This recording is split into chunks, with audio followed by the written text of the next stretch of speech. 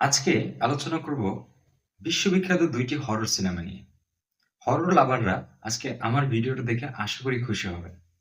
আর যদি আমার রিকমেন্ডেশন খারাপ হয়, গালি দেওয়ার জন্য কমেন্ট বক্স তো আছেই। আজকে ১ম যে সিনেমাটা নিয়ে আলোচনা করব, সিনেমাটার নাম হচ্ছে 'দ্য অটোপসি অফ জেন ডুই'। ছোট্ট করে যদি একটু ঘটনাটা বলতে চাই, জেন ডুই নামের একটা মেয়ে, যার ডেড বডিটা পাওয়া যায় একটা বাড়ির বেসমেন্টের ঠিক নিচে। কিন্তু ওই বাড়ির বেসমেন্টটা তৈরি করা হয়েছিল ওর প্রায় ৫০ থেকে ৭০ বছর আগে। এবং অদ্ভুতভাবেই ওই বাড়িতে সবাই আগুন লেগে মারা যায়। তো বেসমেন্ট খুঁড়ে যখন পুলিশ ডেড বডিটা পায়, তারা দেখে ১ম এ বিস্মিত হয়ে যায়। কারণ ডেড বডির গায়ে একটা বিন্দু পরিমাণের আঁচড় পর্যন্ত ছিল না। ডেড বডিটা ছিল দেখতে মনে হচ্ছিল জীবন্ত। অথচ সেটা ৫০ থেকে ৬০ বছর ধরে মাটির নিচেই ছিল। এরপরে ডেড বডিটাকে নিয়ে যাওয়া হয় পোস্টমর্টম করার জন্য।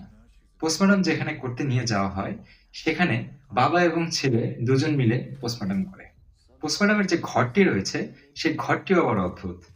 বেসমেন্টে হচ্ছে তাদের পোস্টমর্টম করার জায়গা এবং বেসমেন্টের ঠিক উপরেই হচ্ছে তাদের থাকার ঘর। তাদের থাকার ঘর এবং পোস্টমর্টম করার জায়গাটার যে যোগাযোগ স্থল, সেই যোগাযোগের একমাত্র মাধ্যম হচ্ছে একটা লিফট।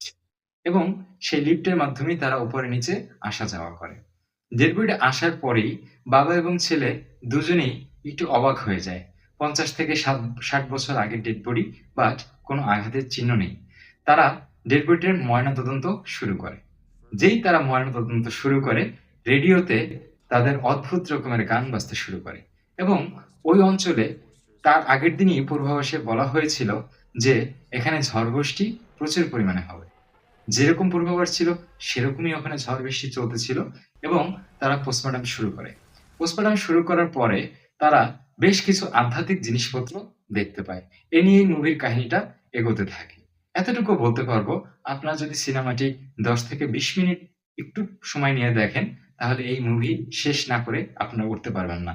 একটা একটা স্পয়লার অ্যালার্ট বা একটা অ্যালার্ট আপনাদের দিয়ে রাখি। যারা হার্ট দুর্বল আছেন, তারা ভুলেও এই মুভিটি রাতে লাইট অফ করে একা দেখবেন না। দ্বিতীয় যে হরর সিনেমাটা নিয়ে কথা বলতে যাচ্ছি, এই হরর সিনেমাটাও আমি আগেই অ্যালার্ট দিয়ে যাচ্ছি, যাদের হার্ট দুর্বল তারা ভুলেও সিনেমাটি দেখবেন না। এই সিনেমাটিতে যারা দ্বিতীয় যে সিনেমাটি আমি নামটা একটু আগে বলে নিই, সেটার নাম হচ্ছে 'দ্য ওয়েলিং'। অনেকে হয়তো সিনেমাটি দেখেছেন, হরর লাভারদের কাছে খুব প্রিয় একটি সিনেমা। এই সিনেমাতে কিন্তু আপনি খুব র‍্যান্ডমলি যে ভূত দেখতে পারবেন, বিষয়টি কিন্তু তেমন নয়।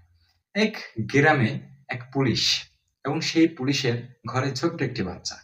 তো সেই পুলিশের বাচ্চাটাকে নিয়েই ঘটনাটি আবর্তিত হতে থাকে এবং ওই গ্রামে একজন সাধু সন্ন্যাসী বসবাস করতে থাকে বেশ কিছুদিন ধরেই।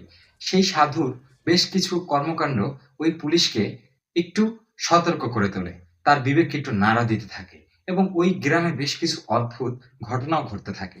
যেমন বেশ কিছু মানুষের অদ্ভুতভাবে মৃত্যু হয় এবং এই মৃত্যুগুলোর যে কানেকশন, সেই কানেকশন খুঁজতে গিয়েই পুলিশ হচ্ছে এই অদ্ভুত জালে জড়িয়ে পড়ে।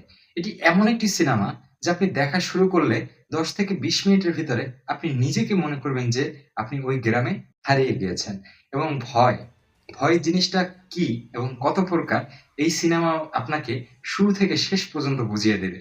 আপনি যখন মুভিটা শেষ করবেন, তখন এই মুভির রেশ আপনার মাথায় থেকে যাবে ৬ থেকে ৭ দিন পর্যন্ত, এতটুকু আমি গ্যারান্টি দিতে পারি।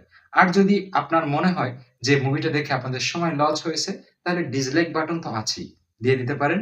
ধন্যবাদ সকলকে। ভালো থাকবেন।